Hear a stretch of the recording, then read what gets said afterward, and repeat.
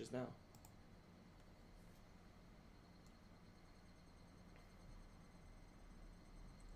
Hello, welcome back to more Higurashi.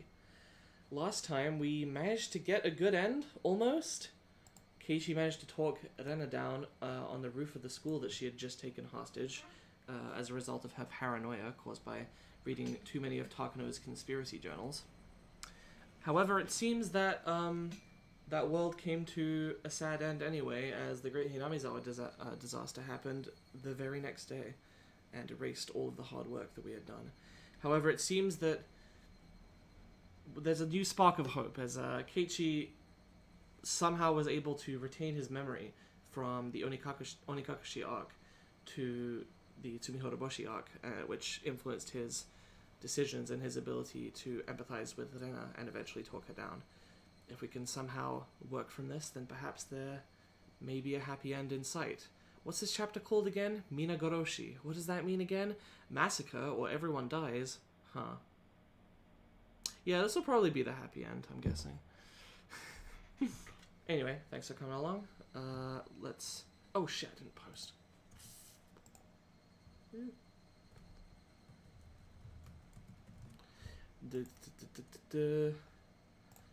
I forgot to actually post the link. Okay, there we go. So, that all out of the way. Let's start.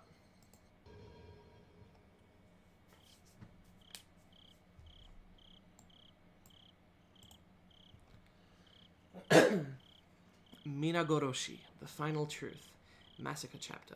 This story introduces the unit inside and out, using all the actors. This is no longer a story, it's a public autopsy for all to join. As they say, after loving someone, cut open their belly and eat their organs. It's the same with stories. The difficulty is quite mild, well suited for those with pride. I have no idea what the fuck any of that means. I think it's basically saying, this is your last chance to predict and speculate, because this chapter is going to basically lay it almost all out. So, yeah. Let's go ahead and start.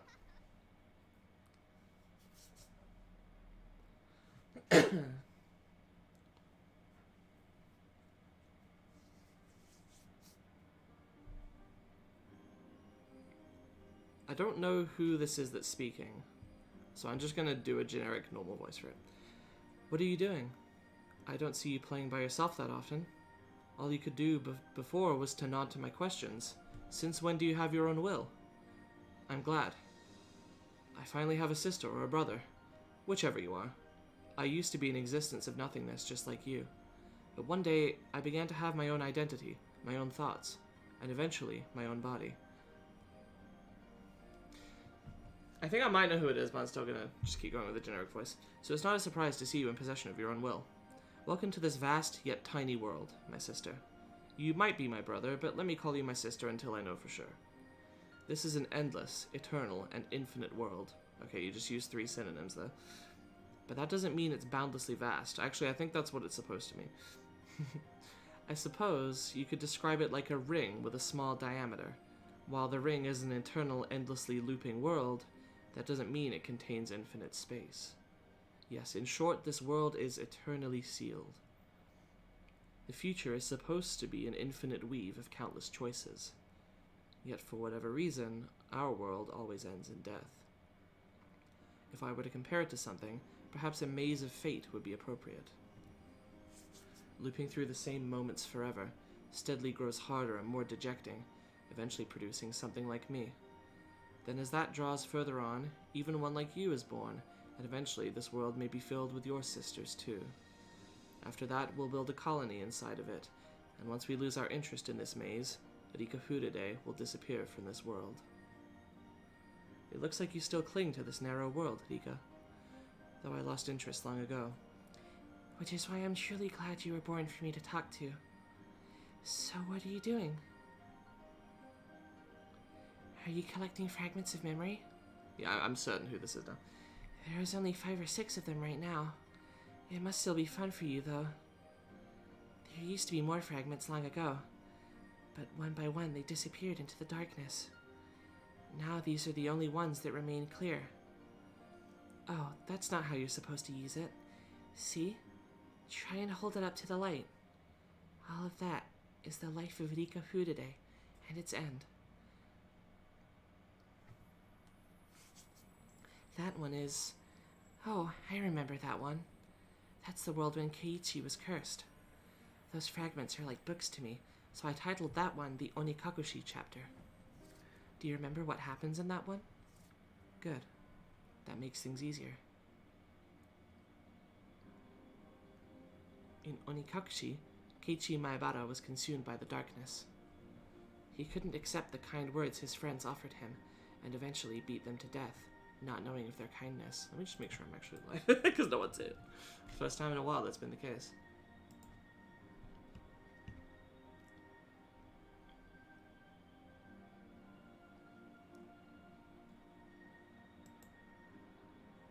Yeah, it says I'm live. Okay.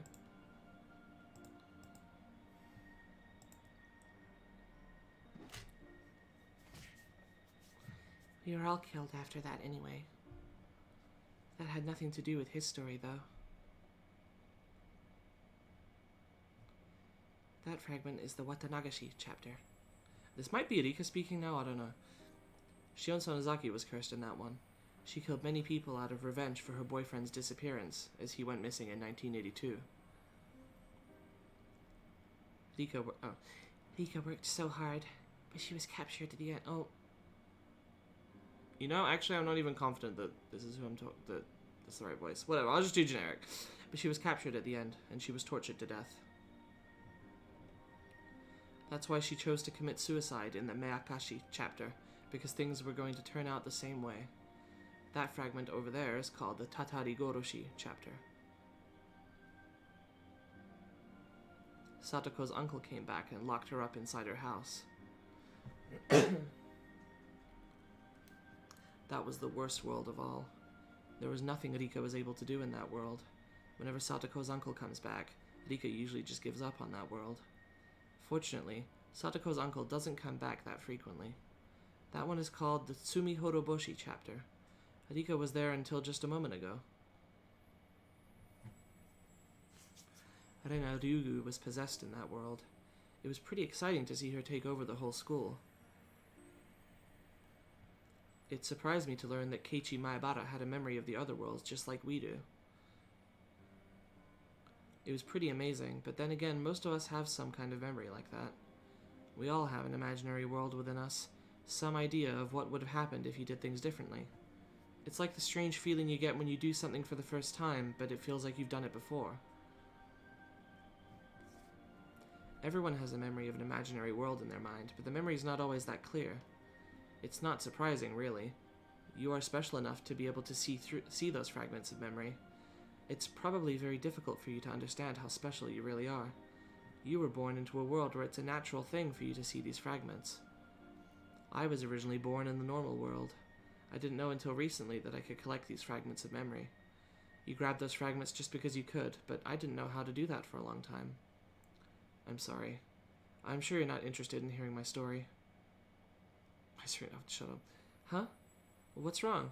What are you curious about? Oh? You're curious as to why so many different incidents occur in the same world? It's very interesting, isn't it? Why do you think that's the case? Let's think about it together. Thinking is the first step towards playing a game. The main character among Rika's group of friends is Keiichi Maebara. In Onikakushi, he was possessed by suspicion and killed Rena Ryugu and Mion Sonozaki.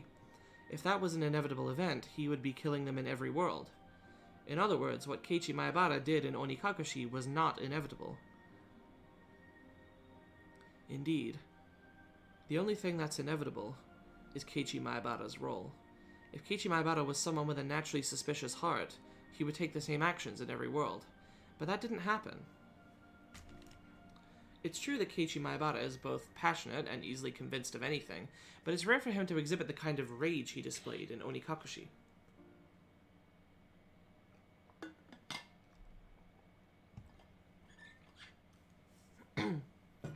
In other words, even though something might seem inevitable in one world, that may not be the case if you compare it to a different one. If something really is inevitable, it will happen for sure in every life. That's what true inevitability is like. It's very important that you know that. When you compare the different worlds, what's common among all of them is the truth. Understand? Like I said, what seems inevitable in one life could just be a random event in another. The club activities that Mion Sonozaki suggests are a good example. If Mion Sonozaki had a strong inclination towards playing certain games, you would be playing them in every world. But in reality, you participate in different activities in most of them. That means that the games they play in the club are randomly decided by Mion Sonozaki. We know that now because we've been through many different lives. Those who only live in one world can't see if the event in question is inevitable or random. Those who only live once can't predict what's going on in Mion Sonozaki's mind, but we can. Although the activities are random, Mion Sonozaki calls us together for the club meeting almost every day in every life. I can see that Mion Sonozaki holds a strong will towards having the club meeting. Mion Sonozaki always wants to play with the other club members, but she doesn't know what to play. See? We can read Mion Sonozaki's mind just by simply examining these fragments. With this alone, we can see part of who Mion Sonozaki really is. Let me talk a bit more about Keiichi Maebara. For those who only live once, the world of the Onikakushi chapter is nothing but a story where Keiichi suffered mysterious hallucinations and beat his friends to death. For them, there's nothing beyond that fact. We, however, can compare different fragments and find out something they could never see. As a result, we know that the murder of his friends was not inevitable. I told you that just earlier. In fact, while there are about 5 or 6 pieces in front of you, he only kills his friends in one of them. That means we can roughly conclude that the possibility Keiichi Maebara triggers the tragedy is less than 20%, and is almost a fluke. This means that amongst the countless worlds, Keiichi Maebara causing the tragedy is an unimportant factor. Now, can you find the common thread to be drawn from here? My, you found it already? No wonder you were born in this world. You're quick to learn the knack for playing with building blocks. I didn't figure that out for a while. I was born in the normal world, so I could only see things from a single world's perspective. I was too obsessed with the fact that Keiichi Maebara caused the tragedy, so I had trouble finding it. Right, that's exactly right. You see it? The Onikakushi, Watanagashi, Meakashi, and Tsumihoroboshi chapters all have something in common. Someone in the group becomes violent because of dark and paranoid thoughts. In each world, either Keiichi Maebara, Shion Sonozaki, or Rena Ryugu became violent as their delusions grew stronger. Oh my god, my throat.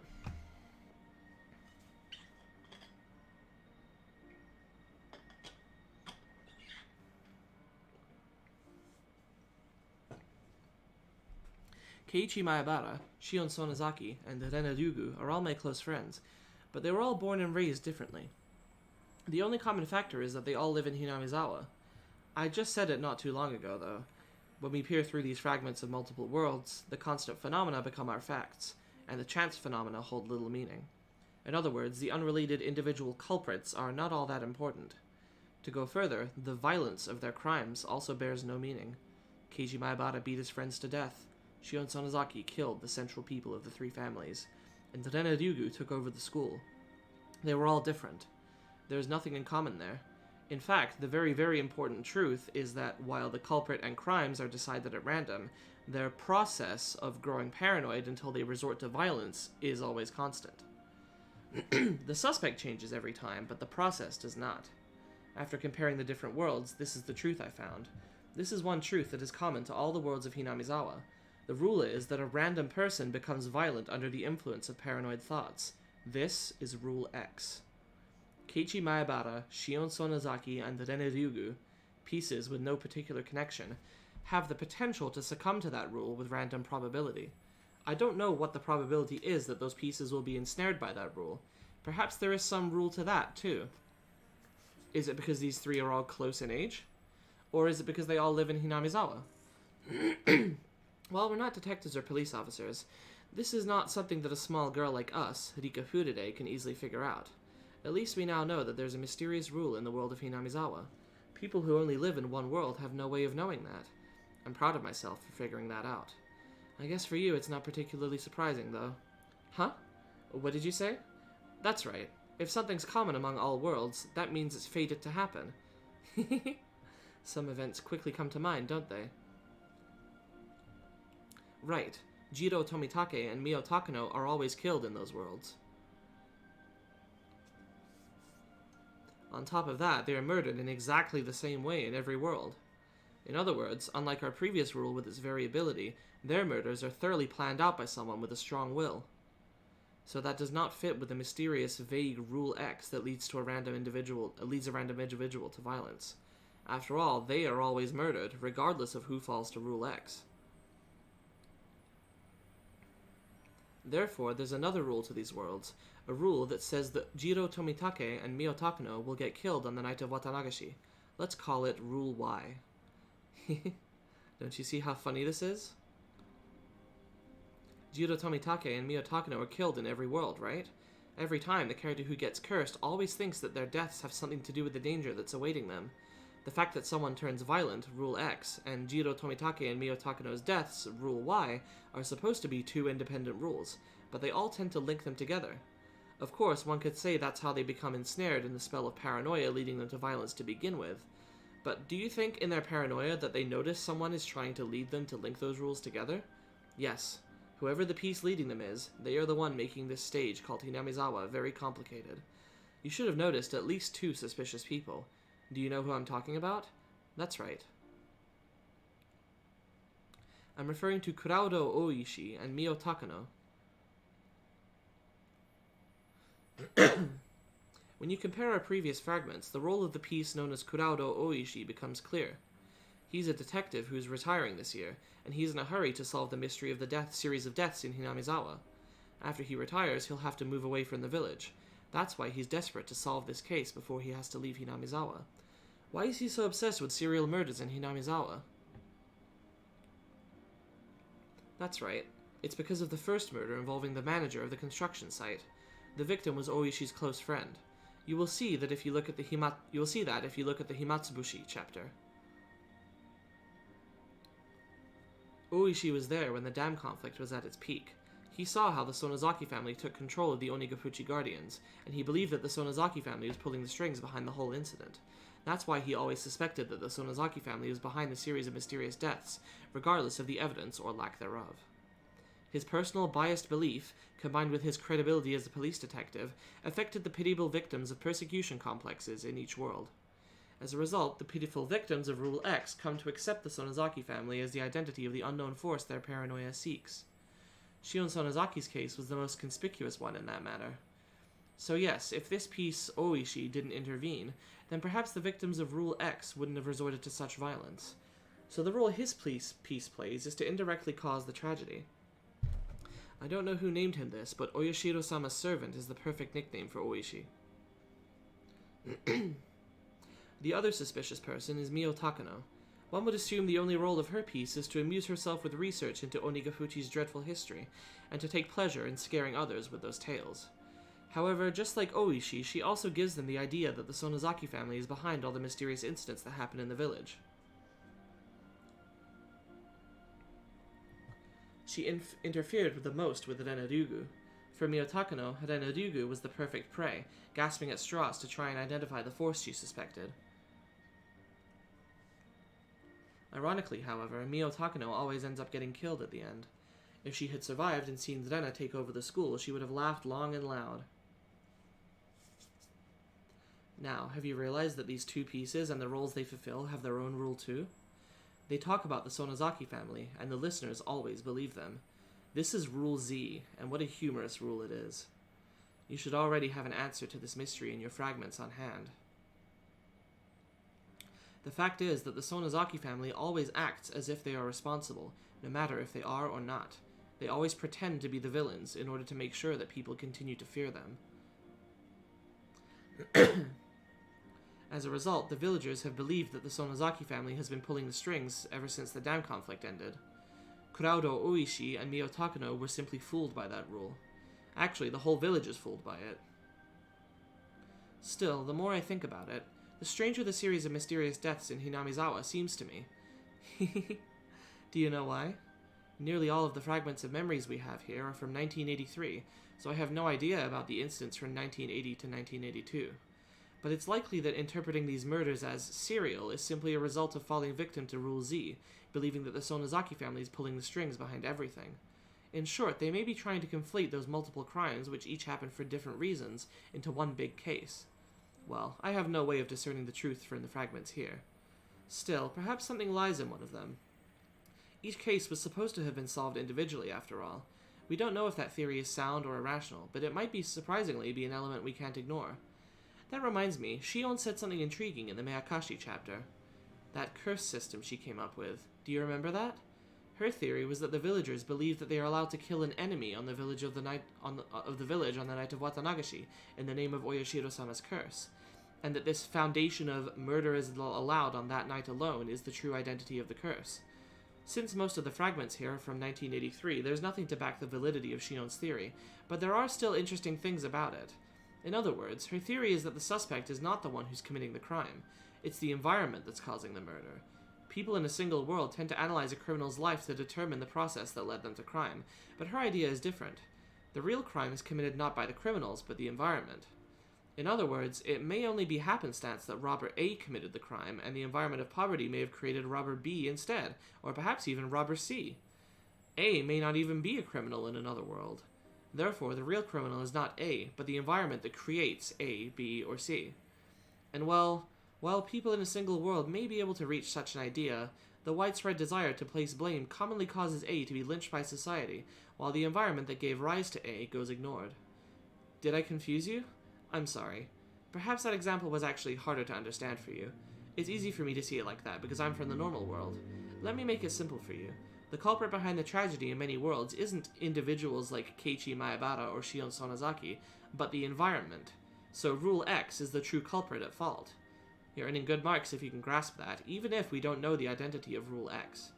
And if you can grasp the 3 rules governing this stage called Hinamizawa, Rules X, Y, and Z, then you're earning very good marks.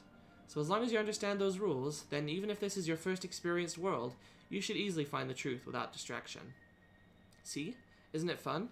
Merely 3 simple rules are interacting on this stage, creating a kaleidoscope of different worlds. This is probably a very unusual case. In other locations, you shouldn't be able to see such extreme variation even after looping through several worlds. It keeps me entertained just staying here and watching these worlds revolve. Anyway, there's one more fact we can understand from these fragments of worlds. This is the biggest problem we Rika Furudes are facing. The fact that Rika Furude always dies each time. It's as if June 1983 is a dead end for her. Worse, there's no randomness to it. It's guaranteed to happen. In other words, it's the same pattern as the deaths of Jiro Tomitake and Mio Takano. It's following the exact same rule, Rule Y. Tomitake Jiro and Takano Mio are always murdered on the night of Watanagashi. Furude Rika's date of death is not always the same, but she's always dead by the middle of June. Jiro Tomitake and Mio Takano are probably attacked on their way home, so that's why it always happens on the same night. But for Rika Furude, it's different. She takes different actions in every world, and her lifestyle is very unpredictable. For that reason, the day of her death is not always the same. However, she always dies in June, because a similar powerful conviction vows to kill her too.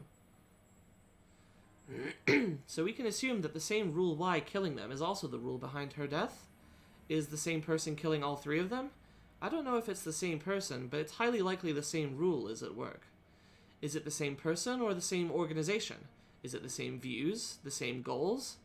Rika's most important goal is to escape her deadly fate, but it doesn't mean that she just wants to leave the village and survive.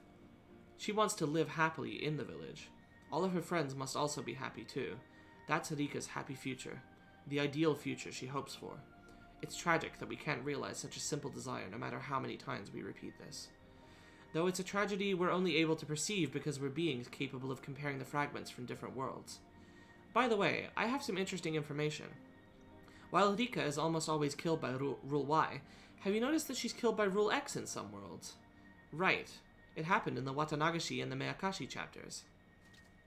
Rika Furude committed suicide, but you can say she was more or less killed by Rule X via Shion Sonozaki in those worlds. In other words, this is a blunder for Rule Y. Rule Y is trying to kill Rika with a strong desire to achieve some aim, but she was killed before that as a result of the unrelated Rule X. That might have caused them to show some disturbance. If Rule Y's objective is simply to bury Rika, then that's not a problem. But if they have some objective beyond that, then that might show up as some other phenomenon. Perhaps the Watanagashi and Minagoroshi chapters have something in common, something that doesn't happen in the other worlds. Unfortunately, we're Rika Furude, so we don't know what happens after Rika is dead. Or, by any chance, do you know what happened? Since I'm Rika Furude, I only know of events during Rika's life. You, on the other hand, are a special existence who was born in a superior world. Is there anything that didn't happen in the Watanagashi and Minagoroshi chapters that happened in all the other worlds after Rika's death? If you know anything, then that must be another truth behind Rule Y. The memories I have here are all mainly about the chaos brought about by Rika's friends, that is, Rule X.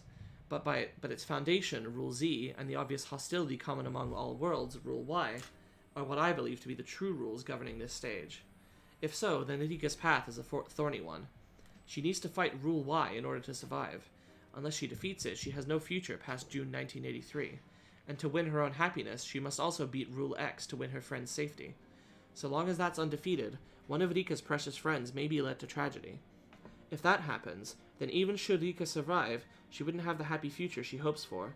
She also may have to defeat Rule Z, just as Sonozaki Shion faced it in Minagoroshi. So long as Rule Z remains, then even if she escapes 1983, it's possible another tragedy may lie waiting in 1984. It's extremely likely that Rule Z is the breeding ground for Rule X. Hinamizawa's fundamental belief that the Sonozaki family is behind everything, and the custom that anything can be misconstrued as the curse, may indirectly be the root of all evil here. People are not surprised to see somebody die on the night of Watanagashi. That type of thinking is keeping the curse alive in Hinamizawa, where it causes even more tragedy. It's Rule Z reinforcing itself. Rules X, Y, and Z.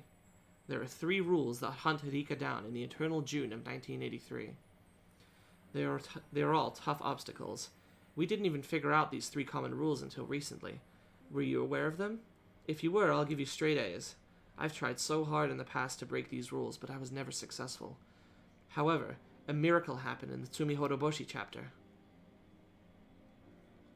Keiichi Maebara was able to recognize a small fragment from another world by chance, and he beat Rule X. In the end, Rika was still killed that night by Rule Y, though. But still, 1 rule was defeated. That was a huge leap forward. Rika knew there were 3 common rules among the worlds, but she could never break any of them. Eventually, she gave up and lost interest in the worlds. That's how I was born. However, she's different now. She learned something valuable from Keiichi Maebara, that the rules can be broken with a strong enough will to fight. If she can break all 3 rules, Rika Furude will be freed from her eternal prison. She doesn't have much time left, though. Rika has traveled through many worlds. Her physical lifespan is not a problem, but her mental lifespan is getting shorter. Mentally, she is extremely old, and her soul is starting to turn into something different. In the end, she'll probably lose the ability to experience singular worlds. She's already showing those signs, and eventually her memories from the parallel worlds will mix together, ultimately causing her derangement and the loss of Rika Furude's soul. Then she will disappear. That means that you and I are going to be left in this dark world. The fragments of our memories will gradually disappear, and we will be left alone in the eternal darkness. Eventually, we will die. Rika Furude is aware of that. She knows that her mental lifespan is getting shorter and shorter. Hanyu is also losing her powers. She can't rewind through years of time like she used to. Her power has decreased so much that she can barely rewind 1 month of time. Actually, she can only rewind a few weeks. In the next world, she should only have about 2 weeks of time. Rika Furude is going to try and break all 3 rules in just those 2 weeks.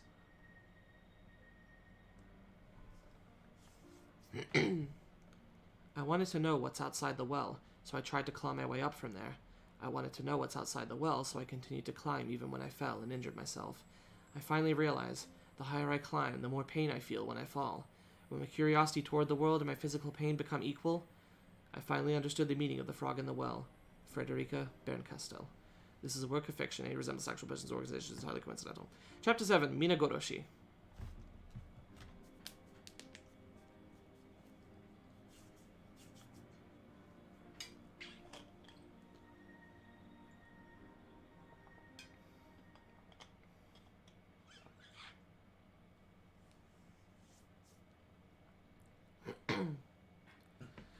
I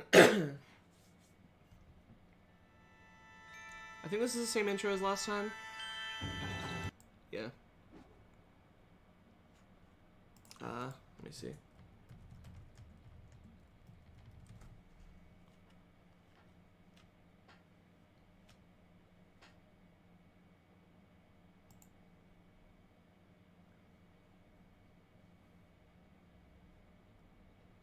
Sorry, I'm just checking. How do I find out? Okay, well, hang on.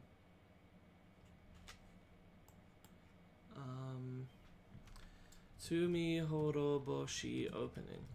Is it also the Minagoroshi opening?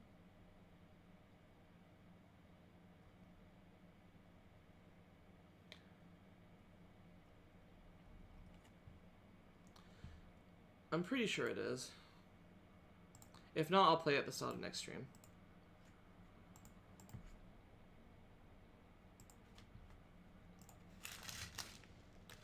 I banged my head on the floor with a dull thud. Seeing stars behind my eyelids, I curled into a ball while holding my head in pain. Are you okay? Did you get hurt? Rika! Please say something! I had no idea why I was in this situation, but as soon as I heard their voices from the top of the cliff, I realized that I must have fallen. I remember. I was playing behind the shrine with the rest of the club members. I got too excited and started doing something very dangerous.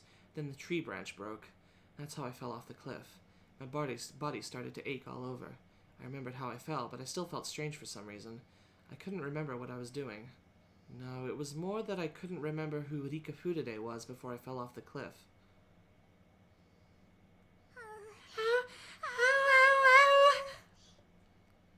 I heard Hanyu's panicked voice. I looked behind me and saw Hanyu standing there with a scared look on her face. Hanyu? Ouch! What just happened? You were playing with everyone and fell off the cliff. Are you okay? I don't care about that, Hanyu. What day is it today? What year and what month is it? I always ask this question first when something like this happens. She finally realized that I was asking the same old question. It's June of 1983. The Watanagashi festival is next week, so... Oh dear. I only have that much time left? This is the best we can do. Hanyu muttered regretfully. It was the middle of June, 1983. If this really was the best she could do, I had no choice. I couldn't complain. I gradually started to remember more things. If this is June in 1983, I see. I was killed again.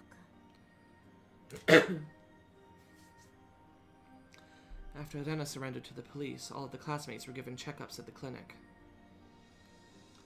I didn't get hurt, so I was sent back home after they determined that I had no injuries. My memory started getting vague from that point on, a common characteristic of my violent deaths. When my life is taken away violently, the memory before the death becomes vague with static. It's like a violently ripped roll of toilet paper. That example should make it easy to understand, even if it's uncouth. That's why I have no clear memory of what happened and how I died that night. I only have vague memories. I think someone covered my mouth with a handkerchief or something and I passed out. That's about the only thing that I remember, and only vaguely. I'm not even sure if it really happened. The only thing I know for sure is that I was attacked on my way home, or possibly after I got there, and that I was murdered suddenly. I don't know who killed me or how I was killed. I'm glad that I at least don't remember the horrific ending to my life every time it happens. Because of my experiences, I think I now understand why ghosts wander around this world, not knowing that they died so suddenly. If it's a death from a long-lasting illness, people tend to remember that they were sick. They can kind of assume that they died after being sick for a long time. But when your memory is violently disrupted like mine, it can get quite confusing. When I first experienced this, I wasn't sure if I was dreaming or not. I even thought that I hit my head hard and lost my memory. I needed to organize things before I get too confused. My name is Rika. People look at me in a special way, but that's not a big deal for me. All I want is a happy life where I can play around with my best friends. I can't remember how long I've been living just for the sake of obtaining that simple happiness. This panicked girl here is named Hanyu. I'm the only one who can see her. Perhaps she only exists inside of my head. At any rate, Hanyu's invisible and can generally only interact with me. It'll be a long story if I try to explain Hanyu's existence, so I won't be doing that right now. Besides, I don't even know how I should talk about her. She's been there since I was born, and her existence is a natural thing for me. I saw everyone running up the gravel road toward me. They're my important and lovable best friends. Our group's active, boisterous, and we get serious about doing stupid things. I'm never bored when I'm around them, and I love them very much. How? Rika-chan, are you okay? Did you sprain your ankle? Where did you get hurt? Let this old man have a look at it. Me. Thank you so much. I just got a bump on my head. I think all I got was a bump at least. My injury wasn't as serious as everyone thought. When you hit your head, you still need to be cautious, even if you're fine for the moment. That's true. You should get the coach to check you out just in case. That's a good idea. Do you want me to go get him? Yeah. We'll go ask somebody to use the phone and call him here. You don't need to do that. I'm totally fine. You don't need to do that. I'm totally fine. I'm trying to remember Rika's voice. You don't need to do that. I'm totally fine. Nipa. Absolutely not, Rika. You must be cautious. Sadako warned me with a stern voice. It really wasn't a big deal, but I decided to nod since Sadako was trying to be generous. She wasn't trying to boss me around or anything. She was only saying that because of how much she cares. I've seen it before in the many different lives that I've been through. I have no doubt that she's really concerned about me. It's not just Satoko. Mion, Rena, and Keiichi are the same. They're all so nice to me, and they truly do care. Mion left to look for a phone. Rena also left with a towel, looking for the water tap. Satoko remained nearby, taking care of me with a worried face. And Hanyu was just standing there, still wearing a panicked look.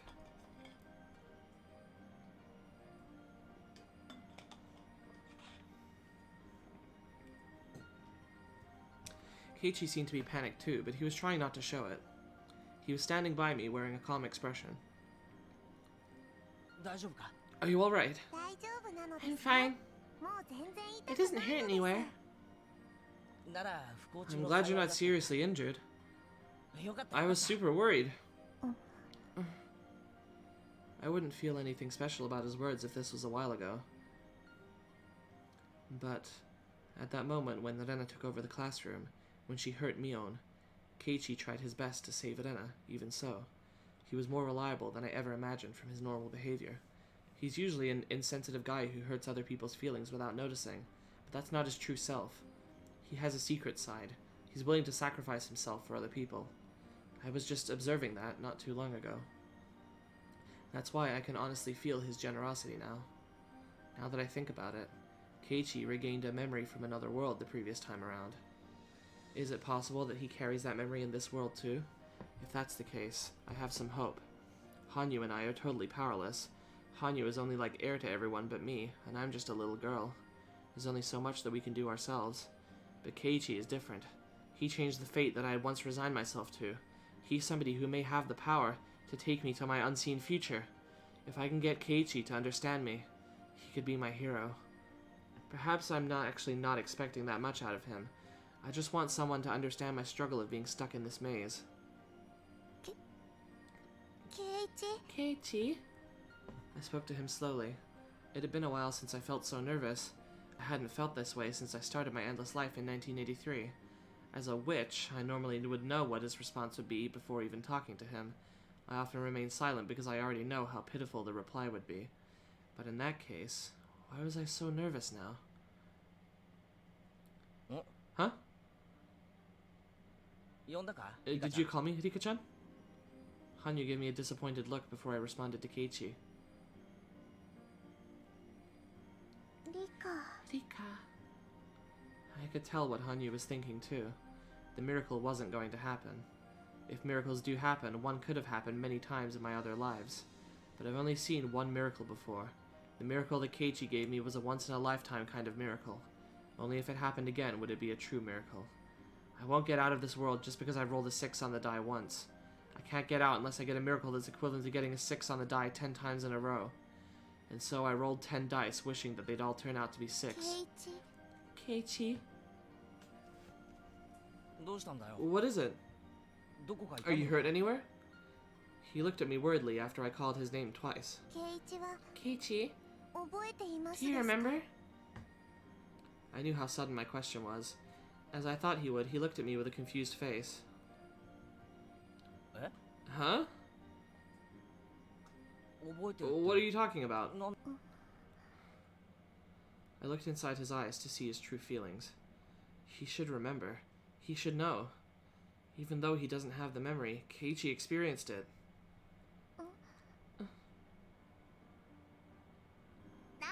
What is she referring to, Keiichi-san? Did you do something bad to her? You had better speak up. Keiichi, do you remember climbing up on the school roof? Climbing up on the school roof? The school roof? Keiichi-san, you climbed up there? I'm not asking you, Satoko. Do you remember Keiichi? I did? I climbed on the roof? When? You must be mistaken somehow, Rika-chan. I never climbed on the roof, and I don't even know how to get up there. Of course you haven't experienced it in this world yet, but please tell me that you remember. I know you've never been up on the roof, but you should still remember doing it. You shouldn't be able to remember it, true, but... Oh. But you actually did once. You should be able to remember it again, once again. Perhaps you went up there to get a ball or something? Never. Have you been up there, Satoko? Unthinkable. I would get in such terrible trouble if I did something like that. But I bet it'd feel really good to take a nap up there.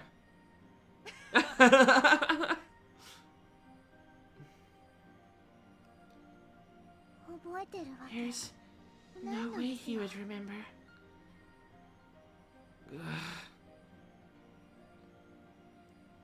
If miracles could happen that easily, neither of us would be suffering like this.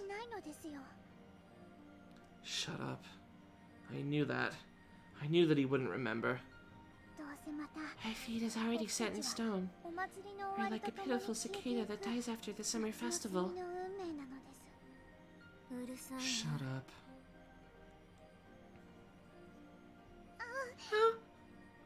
As I stared at her fiercely, Hanyu realized that she had crossed a line.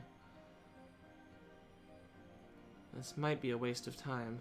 The maze we're in might not have an exit. It might be an endless loop without a goal in place. We're trapped in this fate. I thought that Keiichi might be able to get me out of here, but that Keiichi I saw was truly a miracle, a momentary glimmer. The Keiichi of this world doesn't bear that same miracle. All the same, I'm not going to give up. Last time, too, I gave up on fighting destiny. I realized then I was beyond salvation, so I bid her farewell and forsook that world. But Keiichi fought and broke the cycle of fate. I should have worked harder with that Keiichi in that world. I could have broken this endless cycle together with him. Am I going to repeat this life, waiting for that miracle to happen again? I can't do that. I don't want to repeat the same life anymore. I'm tired of it. I'm tired of this world, my fate, and everything. I'm tired of getting murdered by destiny. Keiichi showed me a miracle. I should be able to do the same too. I must fight. I must fight with all my remaining power. I was always fighting. I was fighting when I had more power, but I never made it.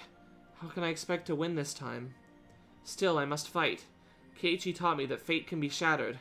I'm going to fight one more time.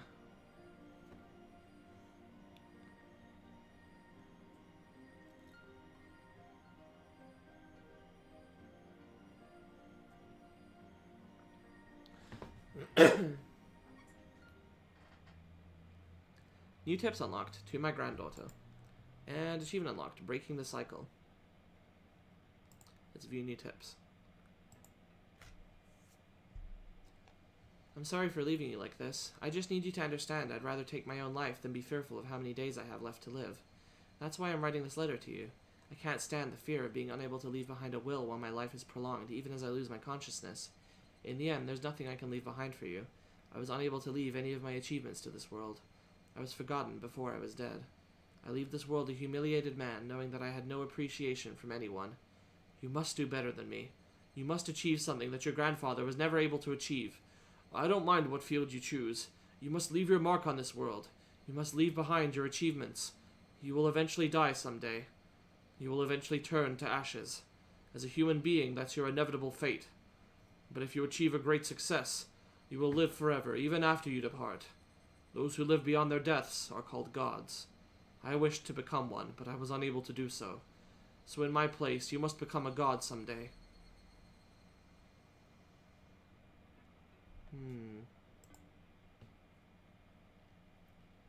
Let's continue, shall we? I see no need to save after only 45 minutes or so.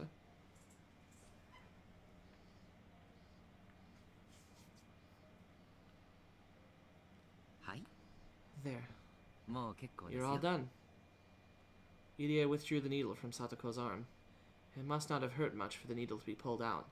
Satoko kept her eyes closed in fear, thinking that the needle was still inside her arm. Satoko, you're all done, you know?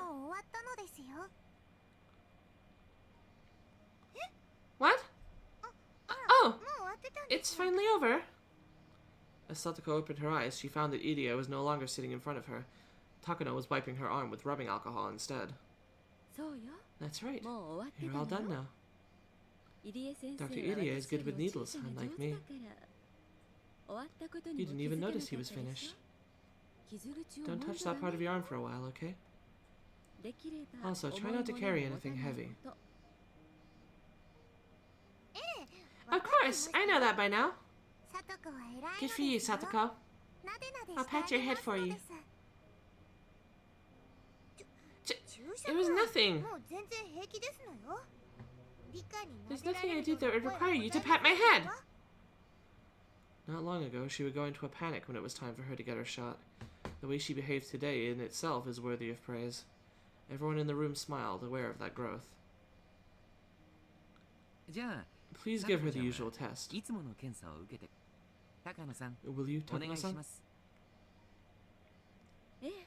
Sure. Alright, Satoko-chan. It's time for the quiz we always do. Your quiz is always quite difficult for me.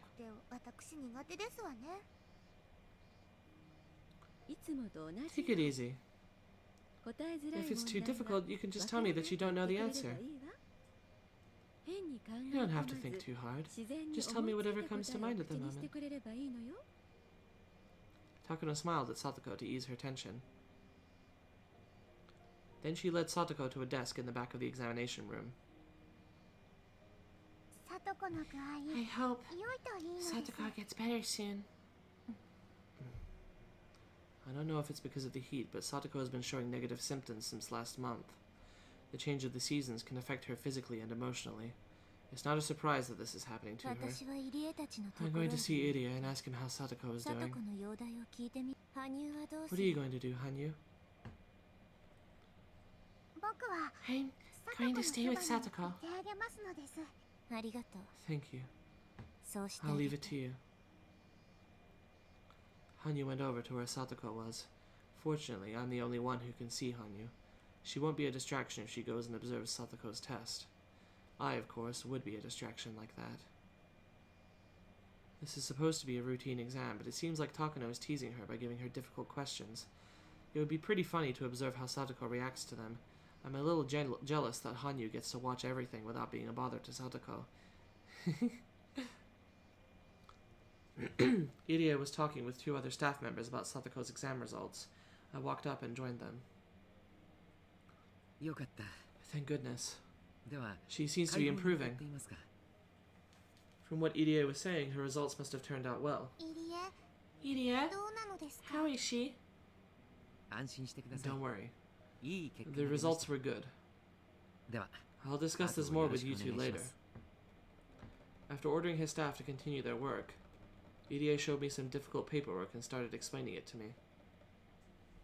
先週の検査結果に I guess we overreacted to the test results from last week. 急に気候 Her が変わった condition の shifted で dramatically because 交 of the 感 change 神 in 経が climate. 過敏に風邪をひき Did か she け have た a り cold by any という chance? ことはありま There せんで was した one か？ night recently that she was fairly hot. Sadako was sleeping without her blanket and her stomach was exposed. She might have caught a cold that night. She was sleeping with her belly exposed. I poked her belly button, but she didn't wake up at all. それは That 羨ま sounds し like い。 fun. ぜひ Please call me if that 今度 happens そういう again. ことがあったら私も I would love to さとこ poke ちゃんのおへそを Sadako-chan's belly プ button ニプニ too. してみたいものです It's so soft. Her belly is chunky too. It was so cute that I didn't want to cover it with a blanket. That's why she caught a cold, huh? それがネギの真相ですか？ Rika! I can hear you! You'd better put a blanket on me next time. You're in the middle of a quiz, Sadako-chan. You need to concentrate. Irie, Hanyu, and I all left. Sadako went back to her test with a bitter look on her face. Irie began speaking to me in a softer voice. ただ She's in 小 remission, 康状態には but her 戻り level ま is したが still L3 レ negative. ベルはレベル3マイナス Level 3 minus. 昨日も She 今日も明 was 日 and も will continue to be in a 危 critical 険な状態 condition. を出していないことに変わりはありません She's never ever going to get better? アナフェラキシーショック Just like with anaphylaxis, her body will be conditioned to react severely even after the foreign chemical is out of her system. 過剰な反応を示す体質が作られつまり In other words, She'll never move below the level 3 stage. そういうことになりま yes, す that's right. ですが But it's not the end of the world. She can control it by maintaining a proper lifestyle, そして as well as あ taking る some 種の投 medication. 薬を続けることによって But it'll never be cured in her whole lifetime. I looked at Satoko as she enjoyed taking her test. She seemed to be having fun, even while being teased by Takano. I can't believe that she's suffering from an incurable disease. 言葉を悪く If 言 you えば think of it in a negative そうなり way, ます you're right. ですが But many people in the world are coping with 難 incurable 病ではあって illnesses. もうまく病気と付き合っていけるケースも例えば Diabetes is a good example. 病気 The そのも condition のは itself can 生 never 涯 be 治 cured, りま but the せんが symptoms can be そ controlled. の発症は抑えることができます I know that very well. There are many worse diseases in the world. Satoko might be in a relatively good situation compared to many other sick people. もちろん Of course, これ I'm で not 妥 giving 協 up す on るつも her. りはありませんさとこちゃん I'll は make sure that I'll cure き her っと disease 完治 someday. させます絶対にで I す promise. I trust you. I trust you. I feel like I've lost a voice. Yes, 信じてくださ trust い me. Irie spoke to me with a serious look on his face. As Satoko's best friend, I felt relieved to hear his words. I'm sure he'll do his best to save Satoko's life. I have no doubt that he'll do so. I've seen him act like this in every life I've lived. I also know why he's so passionate to save her, but I'm not supposed to know about it in this life. That's why I always pretend not to see his sad smile. そうだリカさん By the way, Rika-san, 月末 we'll に be conducting また another 少 big し test at the end 大 of the 掛 month. かりな検査があります Am I going to be the guinea pig this time? そ It's そんな not つもり like は that. 医学に貢 You're only 献してい helping た our だいてい studies, ま which す will し save many people's 大勢 lives. の人を救うことにもなります Irie's guinea pig is not just Satoko. I'm also one of them. Although guinea pig is probably not the right term. Without Irie's efforts, Satoko would not be here today. For that reason, I should be showing respect to this man. I smiled at him since my choice of words had hurt his feelings. Me. If testing me can save Satoko's life, I don't mind being a guinea pig. ご協力を Thank you for your 感謝し support. ますもう少し I wouldn't be causing you so much 人と trouble 設 if I 備 had とお more 金 money があ and れば equipment. これだけの負担をかけないのです。 The next moment, the phone rang. Iria answered it in his usual business-like tone. はいもしもし Hello, this is 入 Irie. 江です。 You have a call on the line from Tokyo. I'll transfer it to the other phone. I can hear the voice from the phone.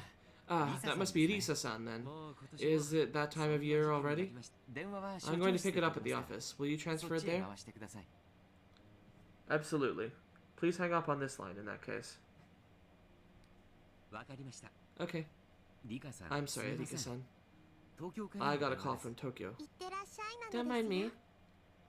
As soon as Iria hung up the phone in the other room started ringing. He left the examination room and headed towards the office. Hanyu returned to my side as soon as Irie left. Hanyu doesn't like to be around me when I'm talking with Irie. I don't think she dislikes him. It's just that she doesn't really want to hear what he has to say. Irie doesn't mean any harm, but Hanyu is often hurt by the things that come out of his mouth. どうさとこの How's 様子 Satoko は doing? さとこは相変わらず She's not good at spot the 間違い difference 探し like は usual. 下手くそなのです僕の I 方 was が able to find more differences than いっ her. ぱい見つけましたのですよあんたの I 検査 don't 結 care 果 how な well ん you だけど did. さとこの What about 結果はどうな Satoko? の Oh, oh, I thought she was there to check on Satoko, but she was taking the quiz alongside her instead. That's so typical of Hanyu. She was treating it almost like a game, but Satoko was tired after taking the same quiz every week. She seemed sleepy, especially after waking up so early this morning. The quiz in this case wasn't about a right or wrong answer. It was about timing in minutes how long it took her to answer the question, and observing how she acted during the quiz. Not all of the questions would be simple ones, so Satoko often got headaches, more so than even the spelling tests we take at school. もうほとんど終 Is わ it りま almost over? はいです yes, it is. 今 The book Takano has right now is the last 最後の one. 一冊なのですよ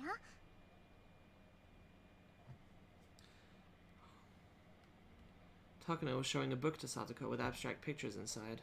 I couldn't even tell if that was supposed to be a picture. It was just a symmetrical ink stain. さあこれで This 最 is 後 the よ last one. これは何に見える What do you think か this しら is? Both Hanyu and I looked at the picture over Satoko's shoulders. Even I didn't know what to answer when looking at that strange ink stain. とえっと Satoko continued to think. Takano observed her, taking notes while Satoko struggled. She was also timing how long it took her to answer, holding a stopwatch under the table. I spoke to Hanyu so only she could hear me. 羽生は何に見え What る do you think it looks like, Hanyu? あ Oh, えっと well. Oh, ソフトクリー it's ム soft なの seared で ice す cream. It fell onto the ground and ended up like this. 地面にべっしゃりとなのです It's been wasted. なるほど I see. This is a good 実に test for 相手の understanding a 考えが person's わかる mind. テスト To me, it looked like a horse mackerel that had been cut open and its guts pulled out. I was thinking of food too. It was rather shocking to learn that my thought processes are the same as Hanyu's. 何に見える What か does し it ら look like to you? 思いつきで You 言う don't の have to think too hard. Satoko must not be very good at this test. She always takes a long time to answer questions like this. She finally opened her mouth to speak. 2匹の蝶 It's 々が like 重なってい two る感 butterflies じ are ですわね on top of each other. 2匹の蝶 Two 々が butterflies 重 on な top of each other. いいわ Tell よ me more about it. どうして蝶 Why 々 are they が on 重 top な of ってい each る other? のかしら Takano continued to take notes as Satoko spoke. Curious about what she was writing, I looked, but... Is that German? I can't read it at all. Takano's so mean. ずっと離れ離れで会えな They were かった apart 蝶 for 々 quite が some time, やっと一緒に but なって having finally 喜んでいるとこ reunited, ろ they're excited to see each other ごめん again. なさいですわね I apologize. 私 I don't even know what 何 I'm を言 trying って to るのか say. 自分でよくわかりませんわねいえ No, you're doing just fine. 思いついたこと You can が just tell me whatever's on your 抽象的なら mind. そのまま口にしてくれればいいのそういう検査 That's な the ん whole だ point から of this test. 本当に Are you こんな certain へん even てこ such な a いの strange 感想を answer 言う is だけで serving a 検査になり purpose? ますのなるわよ Of course. For example, take this picture. You gave me a totally different answer last year. I can tell how you've changed just by comparing how you respond.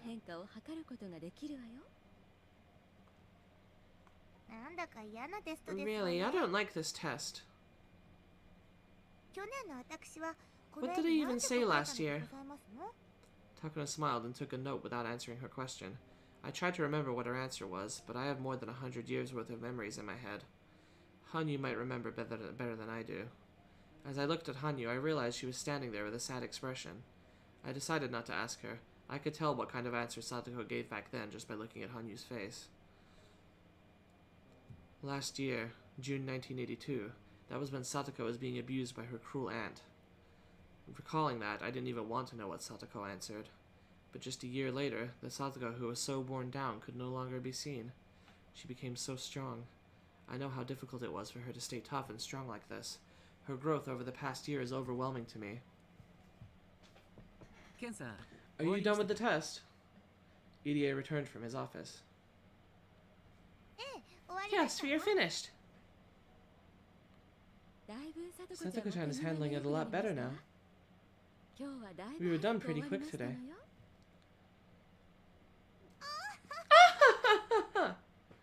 I did my best to ensure it was done with quickly.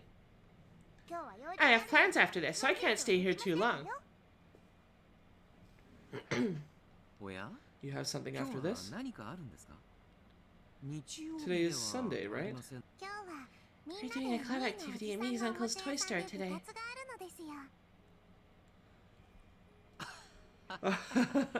No wonder you're so obedient with the test today. It was because you have plans. Sorry we held you so long. Well, here's your stuff, Satoko-chan. Irie put a big paper bag on the table. He opened it up and gave her instructions about the medications. Satoko had heard the same instructions over and over before, but Irie still continued to talk just the same. Since you're doing better, you can go back to 2 shots per day.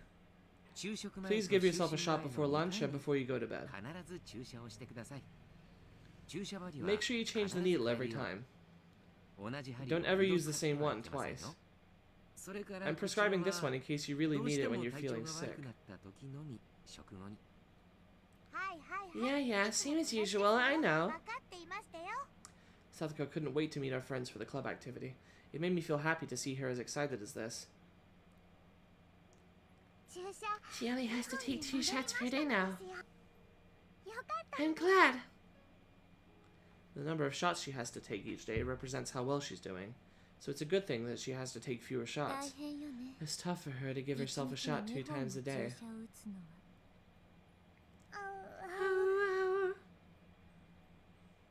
Hanyu grew quiet after hearing my comment. Irie handed her the paper bag after he finished his instructions. He hands me a paper bag. I'm looking in the ass. Okay. I say to him, hey Irie, could I get some ketchup for my fries?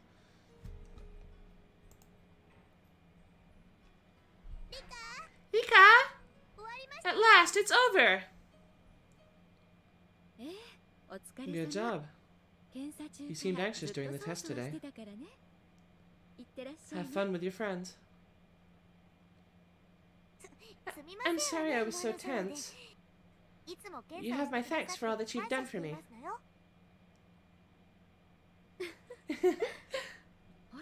Are you going to make it on time? I can give you a ride there. Oh, I also bought a new stuffed animal. It's in my car. You can give it a name if you like.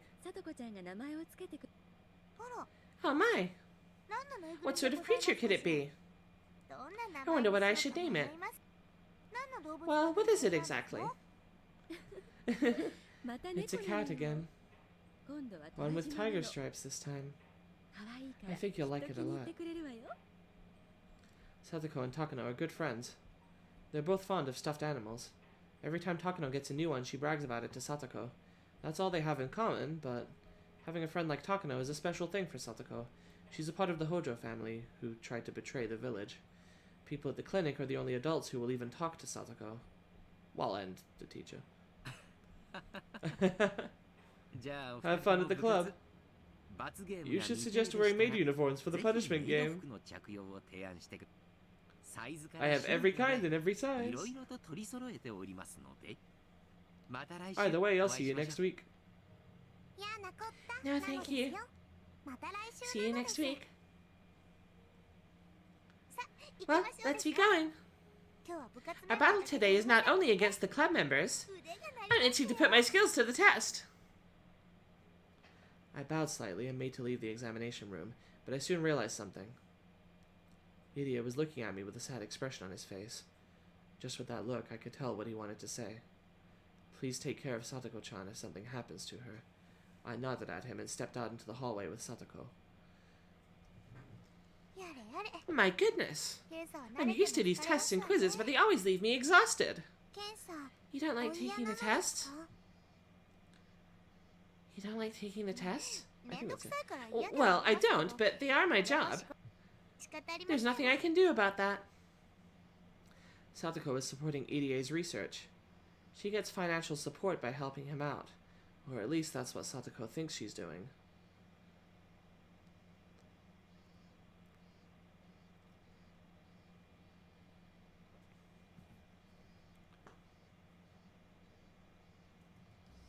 Satoko was bursting with enthusiasm, so we headed to Okinomiya at full speed. We wound up waiting for Keiichi and the other club members for a long time.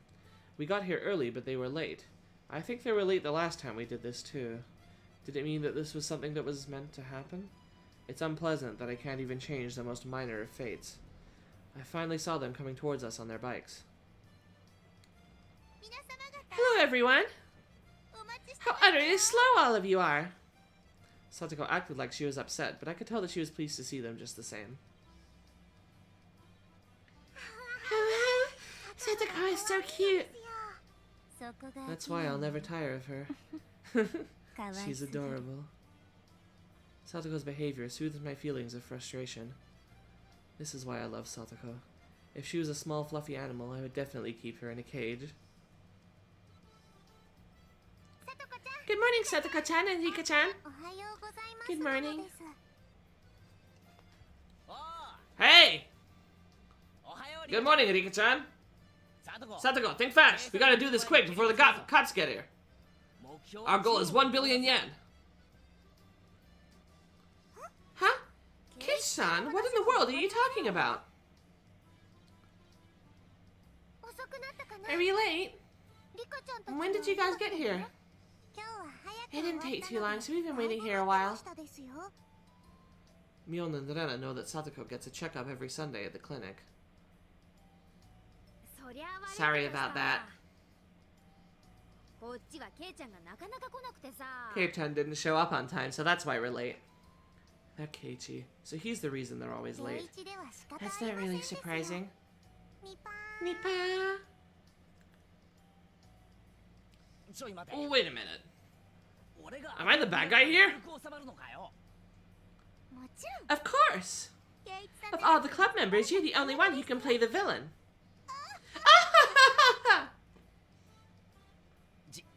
What's that supposed to mean? By the way, I'm getting kind of tired, so I know I delayed this stream, but I might just get to the end of this chapter and have it be a shorter one. I still anticipate it'll be at least another half an hour or so. You better watch your mouth! Keiichi and Satoko messed around with each other. Oh, also it doesn't help that it's low activity. Makes more sense to try to do it on a day when more people are available. I think I'll probably be able to do at least 1, maybe 2 streams of this next week anyway, just because apparently Josh has a lot of days. I don't know if they're late days specifically, but anyway. Satoko acted like she was crying, and then punched Keiichi, knocking him out cold. It was the same old situation they always got into. I can watch this sort of thing forever. It's like having a glass of cold milk after taking a hot bath. I could never win against her. You should get up and move before she cracks your front teeth. We all laughed at him and finished greeting each other. They're as lively as always. Nothing's more precious than one's health. You're sounding like an old lady, Rika. Shut up, who cares what you think? I'm not going to eat any sweets if you keep on saying things like that.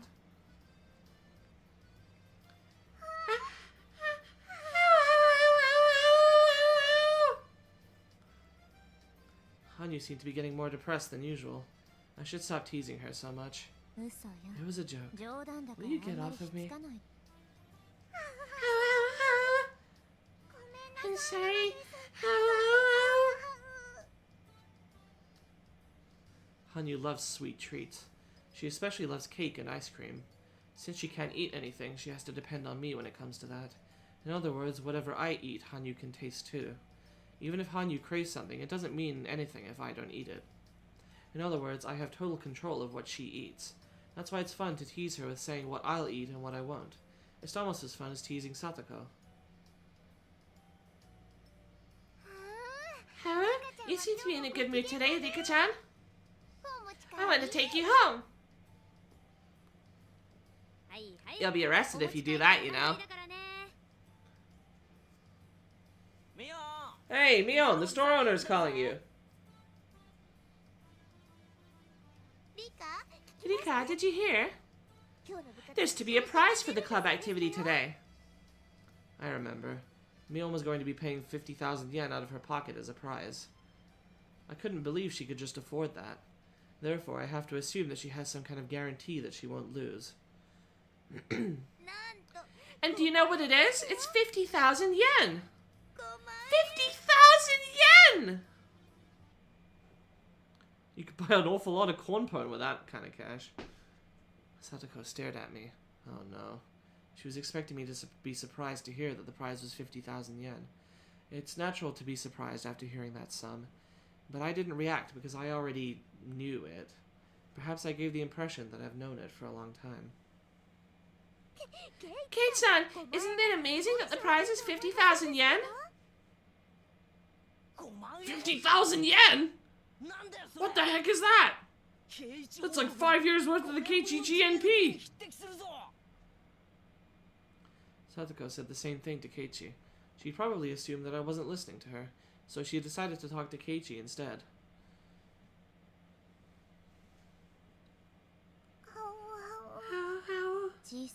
That was just a small mistake. I'm fine. If I get 50,000 yen, I can get a lifetime supply of soy sauce. Wait, why ever would you buy soy sauce with a prize like that? Because a certain someone always gives me a dirty look when I ask her to go and get soy sauce from the store. Nipa! You're so mean, Rika. How much soy sauce do you think you can even get for 50,000 yen? Man, I want to see. Keiichi joined the conversation, which finally brought us back to our normal pace. In order to pursue her greater happiness, I need to sacrifice a smaller one. In a perfect world, Rika Furude was supposed to be surprised to hear from her best friend that the prize was 50,000 yen. But I already knew that. I knew it from my previous lives, so all I could do was give her a boring reaction. I can't be surprised at the big prize of 50,000 yen.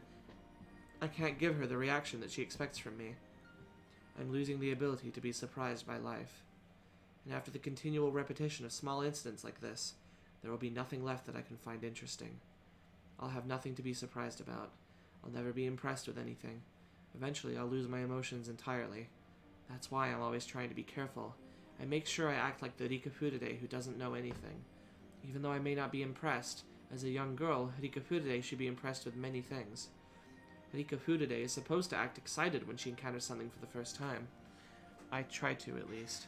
But the more and more I try, the more I feel like Rika Furude is someone very distant. Rika. I'm sorry. I know I'm only wasting my lifespan by feeling depressed like this. I should enjoy this life. I don't mean my lifespan literally. I'm not referring to my physical lifespan, but my mental one. The more and more I repeat the same days, the more I lose, from wonder to passion, and eventually my life will become like an overplayed videotape. If I'm tired of that tape, I have a choice to close my eyes and sleep. By the time I wake up, the video should be over. But in reality, my life is not a beat-up old videotape. If I close my eyes and sleep, that would be my death. When my mental lifespan is over, Rika Furude will turn into a doll who can't even move a finger by her own will. When that happens, my pursuit of happiness will be over. I don't want that to happen. It's been at least 100 years, if not more. I've been stuck in this living hell for so long. I don't want my life to end here. Sorry, I'm fine now. You must find it funny that I'm complaining about only a century. Oh, well. I've grown used to this fate by now. Alright, I'm fine. I'm Rika Furude. I'm Rika Furude. If I don't stay focused on being Rika Furude, I'm afraid I might end up showing my true self inside of that shell. Rika Furude is supposed to be a cute and innocent little girl after all. Me. What would you buy if you got 50,000 yen, Rina?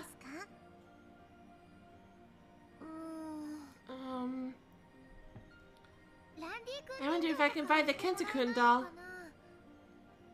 Do you think they'll sell it to me if I pay 50,000 yen to one of the Okinomiya chain stores? Oh! I think it'd be easier for you to buy the tools and wheelbarrow to steal the doll.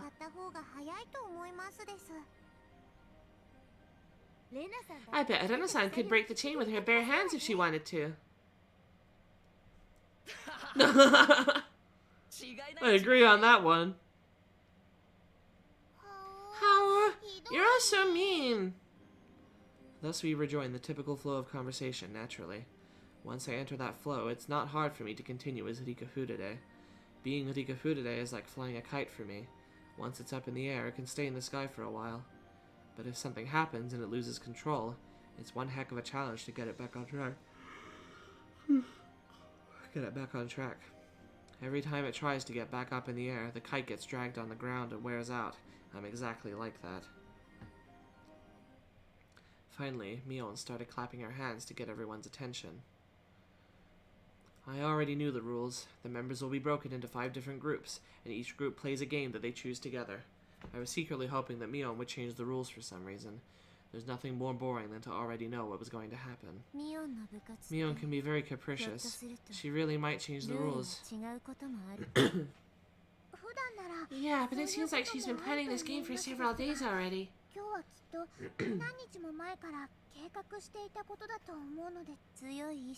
A strong will can be fated too, huh?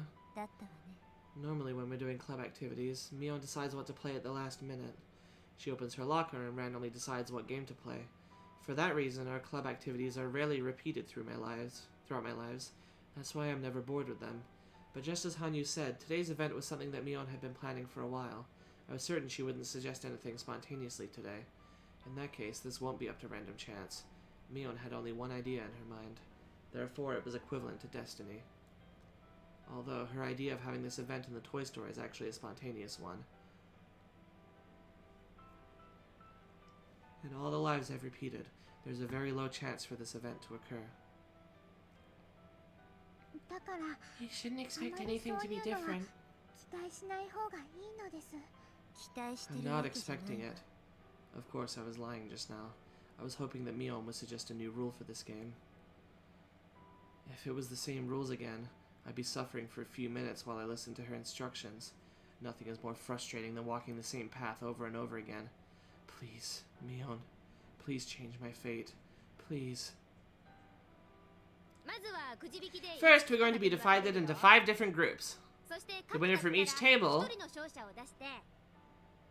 was the same rules after all. Sorry. I was holding on to a small hope. Small hopes will hurt you, Rika.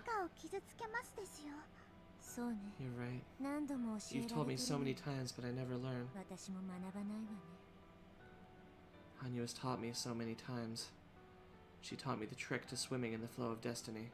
The flow of destiny is just like a river's. By going with the flow, I can swim the direction I want to some extent, but of course, trying to swim against the flow requires great effort. Allowing myself to drift causes the least amount of strain. Of course, some strong currents are impossible to resist, even with great effort. If I recklessly try to resist without realizing it's impossible, then I'll only wear myself out needlessly, just as if fighting a river's current. So Hanyu taught me to read those currents. Which is why I should have easily imagined that the rules would be the same the moment I learned Mion had planned today's event in advance. Yet I still wished the rules would be different, a completely wasteful action. In the end, my hopes were betrayed, only leaving my heart worn out. and things like that cause me to separate further from Rika Furude. Eventually I'll grow tired of everything, lose all interest, and die. A fate which can't be fought must be accepted. I know you can read the flow of destiny, Rika. You're right. My lifespan's already growing short. I should treasure what I have left. I sighed and pretended as though I was listening to what Mion was explaining. What's wrong, Rika-chan? Are you bored? Keiichi surprised me all of a sudden. Are you talking to me? This had never happened before, so I thought he was talking to someone else. But it seemed like Keiichi really was talking to me. Yeah. You've looked bored ever since this morning. Are you sleepy from waking up too early? I was just thinking that I've already done this before.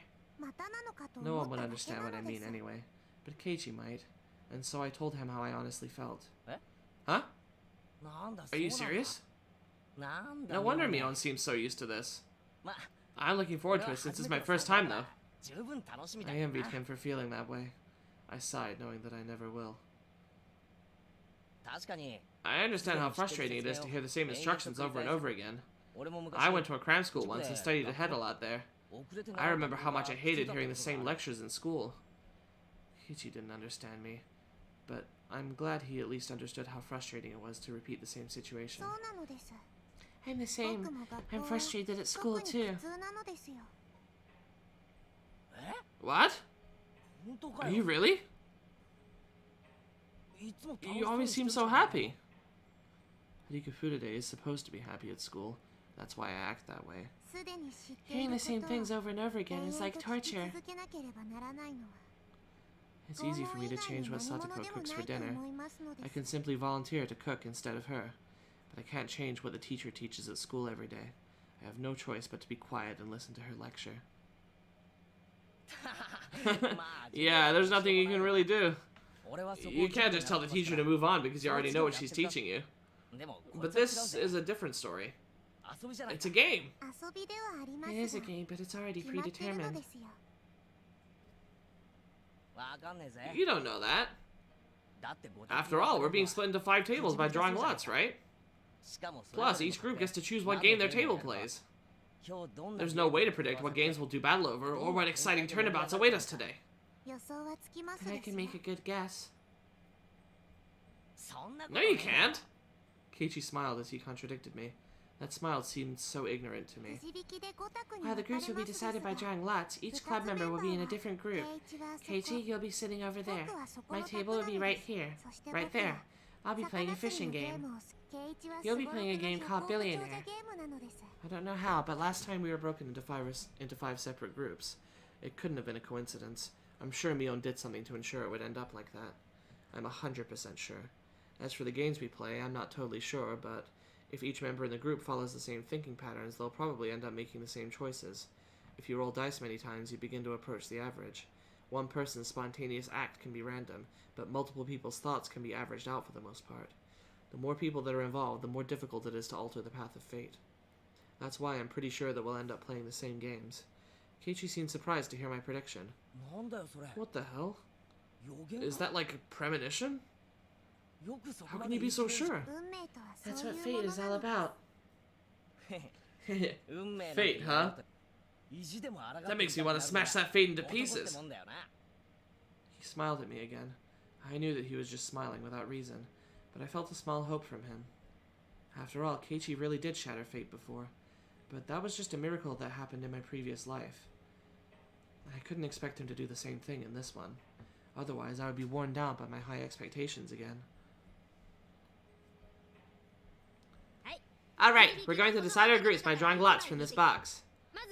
The club members will go first. Mion drew first, then Satoko followed. The results were the same as last time. I really don't want to fight against a club member at the very start. I'm sorry if we get the same group, Rika-chan. Don't worry. Your table's over there. Mine's right there. Whatever you say. You watch.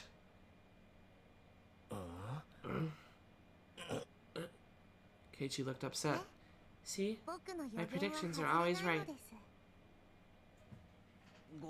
It was a 20% chance. Anyone can make a random guess. Keiichi told me that it was just a coincidence. Then what if I predicted my seat right too? What's the percentage for that? It's 20 of 20, so 4%? I'll believe you if you get it right with a percent that low. Keiichi grinned at me, believing such a chance was impossible. It's your turn now, Rika-chan. Mion handed me the box of slips. No matter what I did, I'd be getting that table. There was a reason behind it. Mion was doing something to make sure that we all get a different table. I thought about why Mion would do that. With the information I've gathered about Mion over many years, I could see her reasoning. She probably thinks that she'll feel bad if a member loses in the first stage. You're right. If the club members are in the same group, someone will have to lose. If everyone was in a different group, we'd all have a chance to move on to the second stage. That's why she was controlling this draw. I put my hand inside of the box. I could feel several folded pieces of paper inside it. But if you thought for a moment, it was odd. No matter which one I chose, I'd never get any other table. I wonder how she's making it so you sit at that last table. Me too. Only Mion knows. All I know is that no matter which paper I choose, I'll be sitting at that last table. Ah, I got it. All the papers in this box are the same? They must be. I bet Mion set some kind of trap on this box. It was probably a box for a magic show or something. There could be some kind of gimmick inside the box, and she can switch what's inside of it. Depending on who's drawing the paper, she'd change out the lots and control the result. I didn't know exactly how, but I was sure she was doing something. I didn't even need to know how she was doing it. The most important thing was why. Me. I don't know which one to pick. No matter which one you pick, your fate is already decided. She was admitting it herself. I was certain then. Based on what I felt inside, there were less than 10 pieces of paper inside this box. In other words, there were hidden pieces of paper that I couldn't touch somewhere inside the box. I smiled at Mion as I figured out her trick, but she had no clue why I was smiling. I'm taking this one. Sure, let me see. Aha! Wow, the club members are all divided into separate groups. Mion behaved as though this was news to her. She's such an actress. The other contestants made a dissatisfied noise. They'd have to face a club member no matter which table they got. Keiichi was surprised too, and not only because we were divided. See? Our fate is already decided. I smiled at him in return.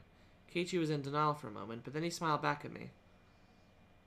The possibility was 1 in 25. I'm impressed. It was not.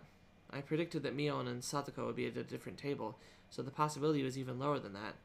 Keiichi understood that, but normal people like him can't understand that meaning of fate. That's why he put it off as a coincidence. But Keiichi, what if my prediction is right about what game you'll be playing? The possibility will be 1 in billions. There are a lot of games in this store. What if that prediction is right too? Will he still believe that it's just a coincidence?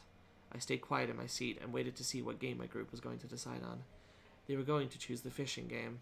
I can't expect them to choose anything other than that. I can't have high expectations, otherwise I'll be hurt again.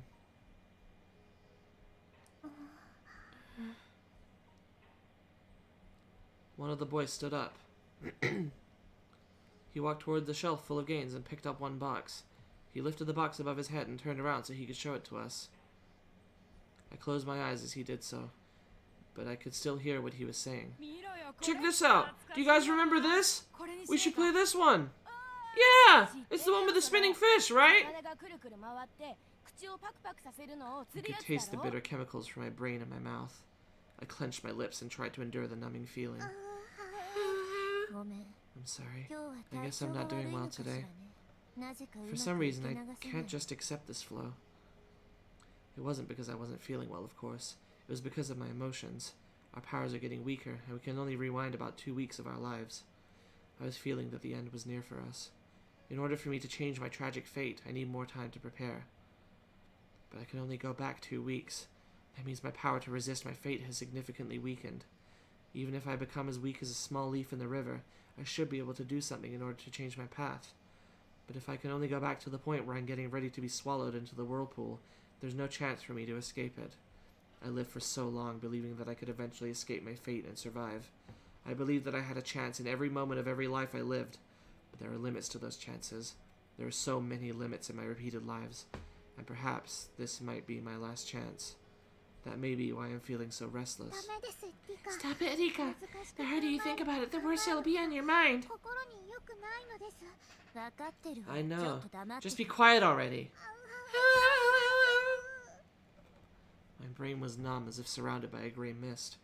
I was inside the crowded toy store, but I felt very far away from everyone else. The tighter I closed my eyes and the harder I clenched my teeth, the emptier my head became. No, no, no, no. Rika! Rika! Are you okay?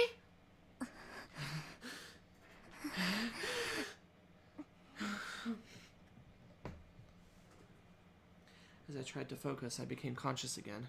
Hanyu looked at me with concern. I tend to lose my mind easily right after coming back from death. I usually have more time to relax and get used to my new life, but I have no time for that now. The Watanagashi festival is only 2 weeks away. I can't just relax and wait for myself to get used to things. Don't be a wimp, Rika. Don't be a wimp. Fight against fate. But even if I do, that fate always betrays me, and I grieve. What if I did the opposite? What if I didn't fight against fate? A few weeks after the Watanagashi festival in 1983, I will die because I am fated to do so.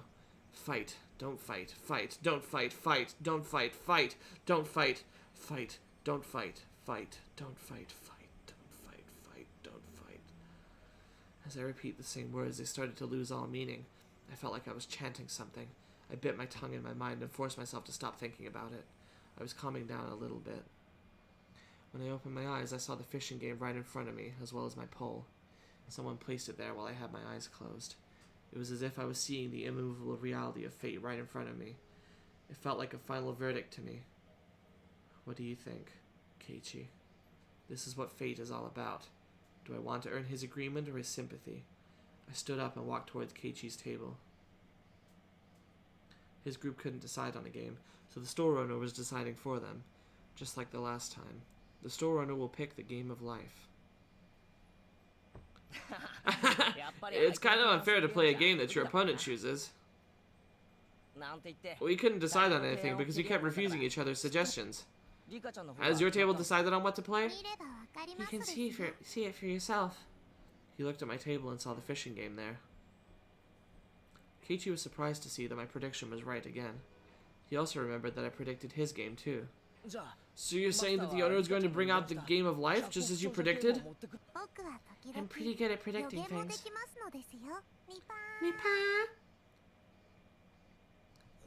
Are you serious? Alright, I'll believe you if he really brings us the game of life. You bet. Higu's going to play the game of life. Fine, I'm willing to bet you. Don't you cheat and talk him into it. He wants you to play a game he has a lot of, so he'll be bringing that one out. I remember it was covered by dust when he gave it to them last time. Since we had to buy the game if we lost, he was trying to sell products he had a surplus of. Therefore, he won't be choosing any game at random. He'll be looking for one with bad sales, with a strong will to do so. That will of his is going to make the pull of fate all the stronger. In that sense, there's no guarantee that he'd be choosing the game of life specifically. He might choose something else that's also overstocked. The owner finally reappeared with a box covered in dust. Whoa! See? I told you so. He has a game of life box in his hands. The part of me that hoped it wouldn't be the game of life tasted bitterness at the betrayal, but the cynical part of me that expected it to happen found it amusing in a way. I felt like my personality was twisting more and more. Why did you pick that game? Huh? Well, I just picked it at random. I found it in the pile of inventory I have in the back. It's not like I brought the most beat up one. When he heard that the owner chose the game randomly, Keiichi shrugged his shoulders in confusion. That must be his way of surrendering. Hey, Rika-chan, is this really a prediction? Well, some old people from the village once told me that you're the reincarnation of Oyashiro-sama. They told me that you have special powers. They said your predictions are always accurate. Is that really true? I was surprised that Keiichi actually believed the superstitious stories he heard from the elderly villagers. I just know that which is destined to happen. To make it clear, it's because I've already witnessed this world once before. Damn! I can't even make fun of you. Keiichi seemed like he was just fooling around. He probably only thinks I'm goofing around and acting haughty because my random predictions all came true. I had hope for him. I thought the owner might bring a different game because Keiichi once had the power to change fate. But that didn't happen. I'm not surprised. But I felt betrayed again. It hurts. I won the bet. I speak to Keiichi sarcastically. I wanted him to understand that no one can change the path of fate. However, Keiichi did nothing but smile.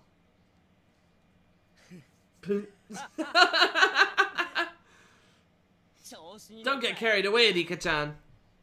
Don't just say that you can read the future. For a guy, words like destiny and fate mean a lot more than you think. They're not things you can figure out that easily. Me? I had no idea what he was trying to say, but he made me nervous. It wasn't a scary feeling. No, it was closer to hope. You said it was fate that the owner would choose the game of life. I have to admit that your prediction was correct. But you also said something else. Well, what did I say? You said I was fated to play it. Yes, it was indeed his fate. Fate can change sometimes with uncertainty and time. But the possibility that it would change in this situation was very slight. I doubted that anything would turn out differently. In that case, I'll change that fate! Eh? Keiichi stood up in a hurry. Then he started talking to Tomita and Okamura, his group members. Sorry, but I own that game at home. I know every little rule about it. What? Is that true? Yep. So that won't be a fair game for us to play. Nice typo. Sir, I'm sorry, but can you give us a different game? Sure, I'll bring you guys a different one. The owner picked up the game of life again and took it back into storage. As I remained there in shock, he returned with a game called Pop-Up Pirate. Oh, hell yeah, the Pop-Up Pirate game. How about this one? Oh! That's the one where we stab a knife inside the barrel. What do you think, guys? This is a fair game, isn't it? Yeah, the rules are simple enough. Let's play that one. We got a deal now. We're going to play Pop-Up Pirate. Keiichi winked at me as I stood there with my mouth open. It looked like he had just forcefully changed my prediction. But for me, it's not that simple. It was supposed to be fate. That's why the owner brought the game of life to their table. They were supposed to play that game. That's what happened the last time. That's what was supposed to happen. But he just changed that fate in front of my eyes like it was nothing. It's as if someone asked me to stand an egg on its end, and as I struggled to do so, Keiichi forcefully cracked the egg and made it stand up in front of me. I should have had a far greater power than Keiichi, but why was I feeling so weak? Was it because I wasn't trying to fight against fate so I wouldn't get hurt? Because I was going with the flow without trying too hard? What was I thinking? You looked so bored just a few minutes ago. I know why. You didn't want to play the fishing game, did you? Yeah. I'm not going to hide it anymore. Then that's easy! So I'm a witch who's been living for more than 100 years? So I thought I was better than everyone just because I can see the paths of fate? That's stupid. I really am so stupid. Keiichi tapped me on the back. He was urging me to return to my table. The sensation of his touch filled up my heart with emotion. I wasn't going to stand idly by anymore. I thought I couldn't cheat fate. I thought 2 weeks wasn't enough. But Keiichi just defied his fate in a matter of 5 minutes. I feel bad for the fishies when I play the fishing game. I want to play something else. The other people at my table looked at me with confused expressions. Their reactions were scaring me. Right at that moment, I could really feel that I was facing the impenetrable wall of fate. Even so, I have nothing to be scared of. Sure! What game do you want to play? We'll play whatever you want. They accepted my suggestion and gave up on the fishing game so easily. That's right, I used to be much more aggressive before. But I became so tired, and bitter, and mean. I gave in to fate. But I'm not going to yield anymore. Keiichi taught me that. He didn't have any memories from his previous life, but Keiichi was still Keiichi.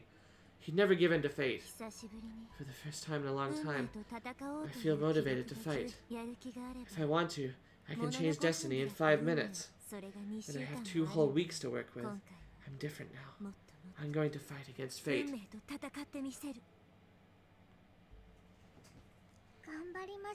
Let's do our best. In contrast to my motivation, Hanyu was wearing a sad expression.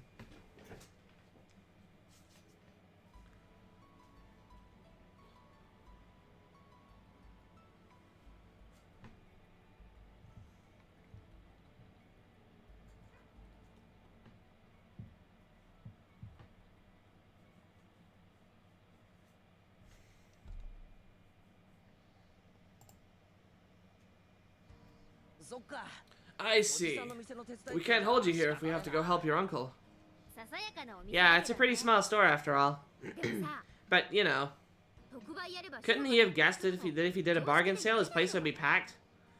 I can't believe he's selling a carton of eggs for only 10 yen. As we were getting ready to move on to the next stage, Mion got a call from work. This was fated to happen too. If I was still feeling depressed, I would have been disgusted with the situation. But after learning what it felt like to change fate, I was in a good mood. Keiichi and Mion seemed like they kept regretting that they were unable to settle the match. They really are such good friends. They're so close. I feel kind of jealous. How? How? We really do not have any other boys his age in our class, do we? I suppose Mion-san is something like a male friend to Keiichi-san.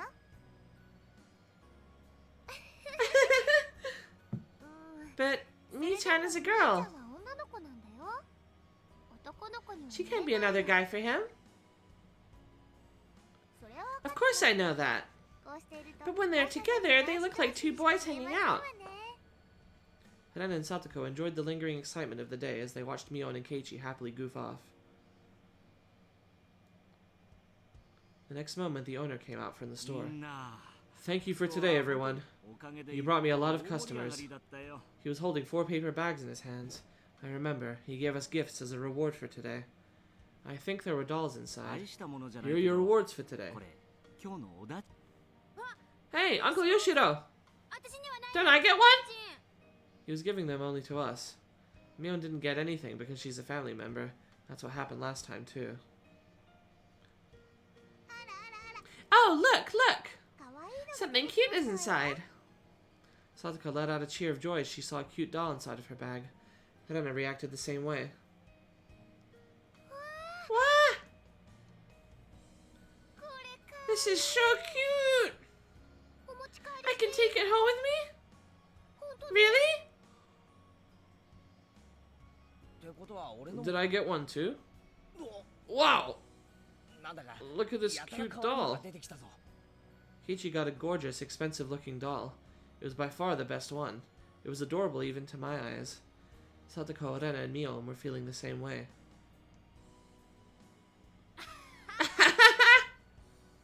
Kei-chan got the one that fits him the least. Mion started making fun of him right away. She was only saying that because she was jealous that Keiichi got a doll that she really wanted. This is pretty and cute. I can admit that, but it's not really my type of toy. Yeah, people would think you're a pervert if you carry that thing around. Mion just can't be honest with herself. It was obvious that she was trying to make him give up the doll so she could have it herself. She should just admit that and ask Keiichi for it. That's the cute side of Mion. I bet Keiichi could never understand that. Keiichi can't keep the doll after receiving that much bullying from Mion. He was thinking about who he should give it to. He probably didn't want to give it to Mion. Time froze for a moment. Hanyu whispers something in my ear. Rika, do you remember? Yes. Oh, what the hell? What the fuck? The game didn't ask me if I wanted choices. Ah, I'm scared. I don't know if the game will just like immediately end if I do nothing. I mean, obviously that's this is the wrong choice. Yeah, like it's supposed to advise him, but what happens if I pick this? I thought about telling Keiichi to give the doll to Mion, but I stayed quiet because I wanted to believe in him. When we were in the same situation in a previous life, Keiichi gave the doll to Rena. Mion was deeply hurt by that, and the tragedy began shortly after that. If I didn't do anything and just watched him now, things are going to end up the same way. But I'm sure that Keiichi deeply regretted the fact that he didn't give the doll to Mion in that previous world. And while I was aware he didn't have any memories from that world, I was hoping that his heart vaguely remembered that strong emotion. Or maybe this will work out. I challenged him, without telling him anything. Keiichi is contemplating whether he should give the doll to Mion or Rena. He finally opens his mouth. Mion, if you think I would look like a pervert with this doll, who do you think deserves to have it? Huh? Now, okay, I think this is gonna work out either way, but the thing is that, like, I think Rika in this, at least, I mean, we're getting into, like, role-playing territory here, but I'm thinking about what Rika would do in this situation. I think she'd, like, you know, be so desperately happy at the, you know, Keiichi changing fate just by, like, taking action that she wouldn't risk falling back just to see, let's test Keiichi. Like, I don't know. I don't think that makes much sense. I'll keep going with this until the scene's over, though, and I'll show the other end. I'm not going to keep doing this for all the branching paths, but I at least want to look at this one. I hope there's not too many, though. I don't know. All I'm saying is that dolls aren't for boys. I see. Then I guess you can have it. Here. Keiichi tossed the doll to Mion as if passing her a basketball, as if forcing her to carry his bag or something. Mion's face quickly turned red. Feeling shy, Keiichi turned away from her. Aw, she looks really cute here. Look at that face. The doll's also kind of cute here. It's fucking hideous in the anime. That was amazing. Keiichi just made a miracle happen again. He did it without any memory of his previous life. It was exactly the same situation as in the previous world, but he made a totally different decision. Keiichi. Rika, this might just be a coincidence, you know? A strong will is directly related to fate. If his will to give the doll to Rena was weak, this might have been a result of that. But I don't feel it was just a coincidence. I believe that Keiichi remembers something in his heart, and because of that, he made some progress. Mion, having turned red, insisted that the cute doll would be a much better fit for Rena. Her attitude made it clear that she really wanted the doll, but couldn't be honest about it. This old man just thinks that cute dolls like this are more for girly girls, you know? This doll doesn't deserve to be owned by a tomboy like me.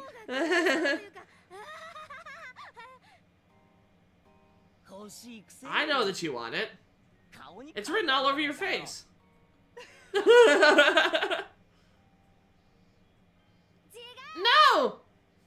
It's not written on my face! You're lying! Stop being mean! Mion shook her head with an embarrassed look, pretending she wasn't interested in the doll. Everyone here knew that she wanted it. We all looked at Mion with big smiles on our faces. Hey, it's not like I can only give this doll to a girl. Just think of it as my gift to you, as a friend. Is that so? So you would give a doll to a boy too? Well, I would choose something else if I had a choice. But anyway, guys would never reject a gift unless there's something shady going on. It's just me being generous. Why would you refuse it? Oh. So I can accept this doll even though I'm not a girly girl? Everyone thought Mion's reaction was hilarious. Haruna couldn't stop chuckling. Sadako and I burst out laughing too. Mion, having realized that she was being laughed at, got even more embarrassed. I'm offering this to you as a friend. I don't want to hear that you're not cherishing it. Oh. Okay. This old man just wants to make it clear that he's not accepting this because he wants this doll. He's taking it because you said it's a gift from you as a friend. Hanya was cracking up too. She was laughing in a loud voice, knowing that no one could hear her anyway. But was this really a good way to resolve the problem? I thought that Mion's issue in the previous life was that she wanted Keiichi to treat her like a girl. She got the doll, but Keiichi still wasn't treating her that way. Still, Mion looked very happy. Maybe it wasn't a big deal after all. I'm sure that Mion will take that doll with her to bed tonight. She'll kiss it goodnight, too. I could bet on that. It was written all over her face. She's finally accepted it. It was a challenge just for me to give her a doll. Keiichi turns around to face us, smiling bitterly. You did it though. Yep, It was perfect. I'm impressed that you managed it. Mion-san was hilarious. It was obvious the moment she looked that she really wanted the doll. Isn't that the truth?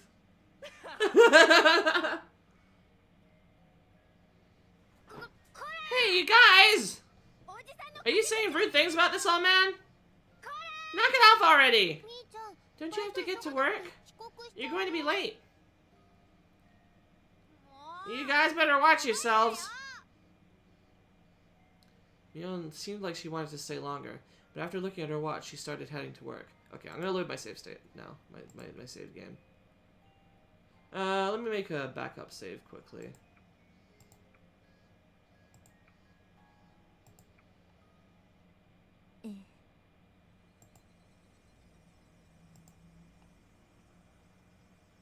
I remembered that Keiichi's insensitive decision eventually caused a fatal ending.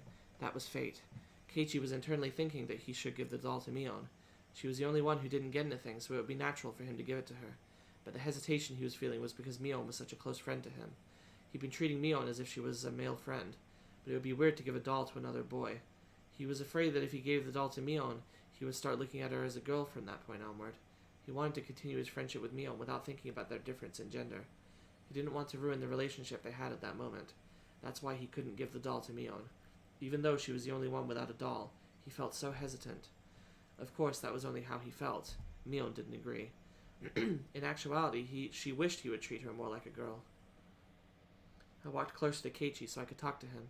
If Mion heard me telling Keiichi to give her the doll, she would resist taking it. I had to make sure that no one but Keiichi could hear me. I also had to make this very quick. I poked Keiichi in the back. Huh? Keiichi, the person who really wants that doll is the one who's bullying you the most about it. I was going to say that, but Keiichi opened his mouth first even before I could say anything to him. I know. I hadn't said anything to him yet, but Keiichi told me that he knew. I felt confused, not knowing what he just meant. He turned around to face Mion, smiling mischievously. Mion, if you think I would look like a pervert with this doll, who do you think deserves to have it? Huh? Yeah, we've seen that one.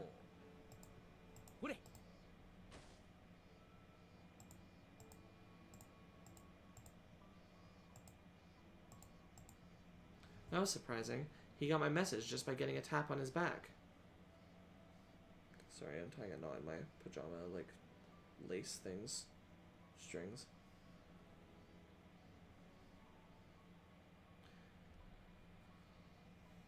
Was Keiichi always that smart? No, he was gonna do it anyway, apparently. Just one tap was all it took. I don't think he would have done the same in a previous life. This was just a small incident, but this world is definitely different from the previous one. What could it be? Perhaps he would have given that doll to Mion even if I didn't poke him in the back? Does he have memories from previous worlds after all? No way. He can't. That can't be happening.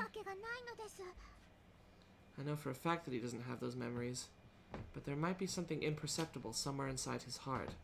He might remember some of the regrets he felt in the previous worlds. That's why he strongly felt he should be giving the doll to Mion this time.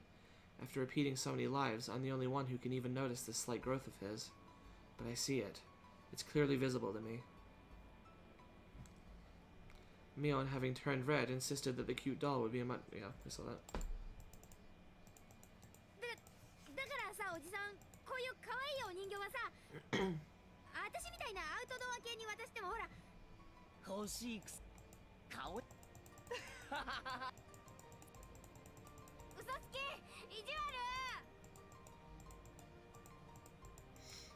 こいつは俺と今日ケイちゃんは男。まあ確かに選べる範囲がでもよ相手の気持ちなんだからよ変にじゃあその女の子でなくても人形男大事にしなかったらおじさんがこのケイちゃんが仲間に送るって言ったからケイちゃんの顔を立てるために受け取るんだからね。 But was this a really good way to solve the problem?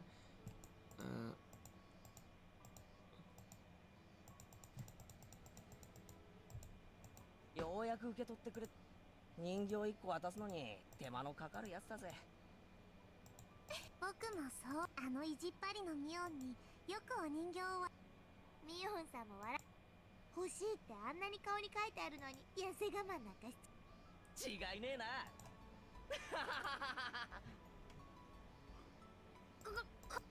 おじさんのこみーちゃん遅刻しちゃうよもう覚えてなよ。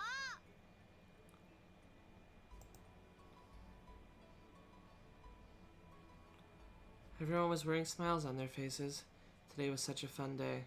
Everyone had lots of fun, and no one was hurt. I've repeated this same day so many times before.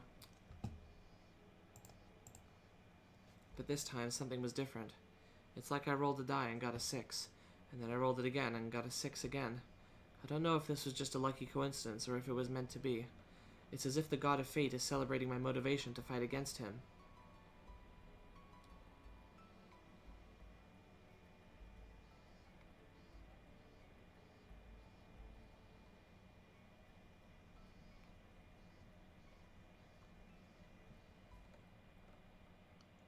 Good new tips unlocked. Good times with Oyashiro-sama. And achievement unlocked. The game of life.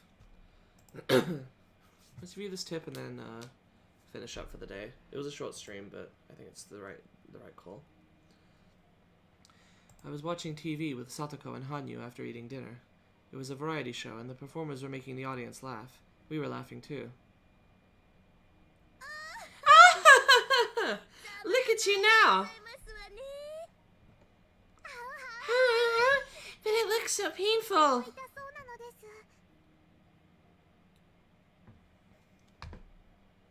Me. While the three of us were enjoying ourselves, in reality there was only Satoko and me in the room. I'm the only one who can see Hanyu. Satoko can't see her at all. Hanyu responds every time Satoko says anything. Satoko can't hear her, but Hanyu still responds to her when she's in a good mood. It's like she's answering a question asked on TV. You could even compare it to playing house. She started playing this game with other people because she can't communicate with anyone else but me. Hanyu always attends our club meetings and has a good time there too. If she could communicate with my other friends, she would have been a good match for us. But I don't want to hurt her feelings by thinking about that. If the story of the miracle written in the old scriptures is true, if it's really Hanyu who performed it, she's someone who had tremendous power long ago. But now she doesn't have any spiritual power, and I'm the only one who can even see her. Hanyu has never told me how she lost her power. I just have to assume that her spiritual power diminished over time. There's a legend in the Furude family that says that Oyashiro-sama will be reborn if a girl is born to the family 7 generations in a row. With my birth, Hanyu was finally able to communicate with a human for the first time in centuries. Does that mean that Oyashiro-sama has returned?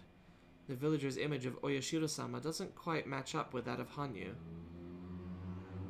Especially when I see her lying on her belly and watching TV with Satoko. So, yeah, Hanyu is Oyashiro-sama.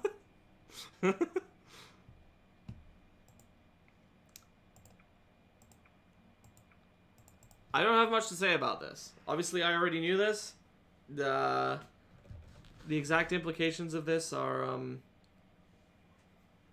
will have to be sort of followed as we'll see what comes of this, I guess.